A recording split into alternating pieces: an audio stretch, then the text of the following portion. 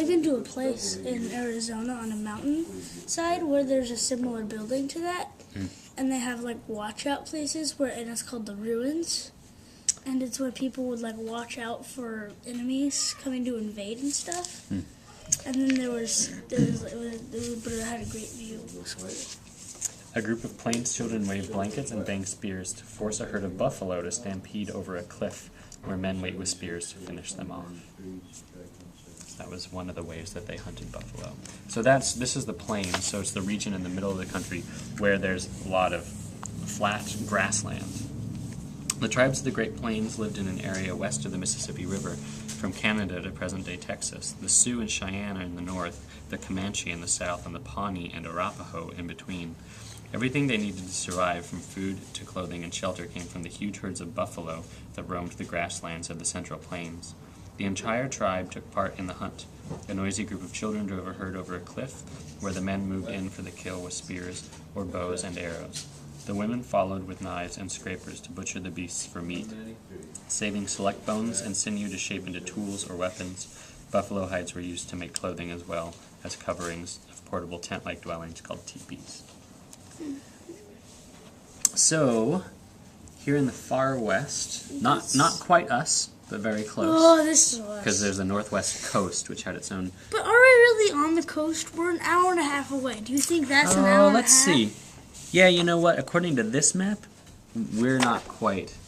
We would be... This region was considered the west region. But I think we're right on the cusp of the two. So the far west was the Great Basin, a vast desert between the Rocky Mountains and the Sierra Nevada. So have you ever been to eastern Oregon or eastern Washington? And you notice that you go up the mountains and then all of a sudden it's like high desert? The trees that we think of around here, they thin out? No, I don't think I have, because when I went on the road trip to Idaho, Yeah. we went through there. So the Rocky Mountains and the Sierra Nevada in between was home to the Shoshone, the Ute, and other tribes. Does the word Ute ring a bell? No.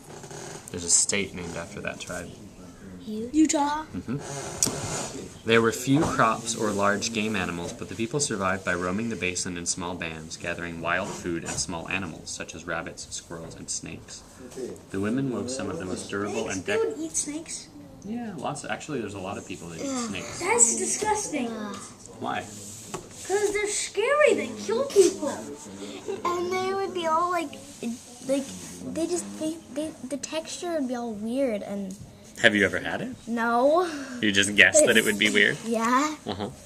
I don't like avocado and guacamole either. For the same reason, the texture's gross. So if you feed a snake avocados, then you're never going to eat it. Yes! I wouldn't eat it anyways, I know. because it's not vegetarian. Yeah.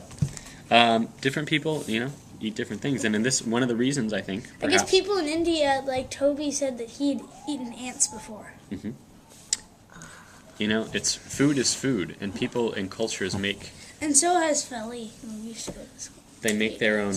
People make sort of taboos against food that they don't want to eat for different reasons. Like in India, people think that like eating cows is like totally wrong, but they eat dogs and cats. Right. And so here, we eat tons of cows. Not we necessarily, but the United States eats tons of cows, but dogs and cats are totally taboo.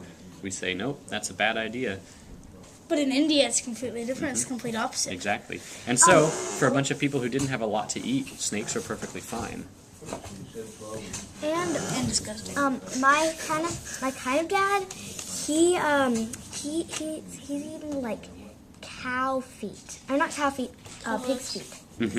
Disgusting. And like, I think it was like a cow eyeball or something like that. A lot of people have eaten horse hooves without knowing it, because that's what gelatin is made out of.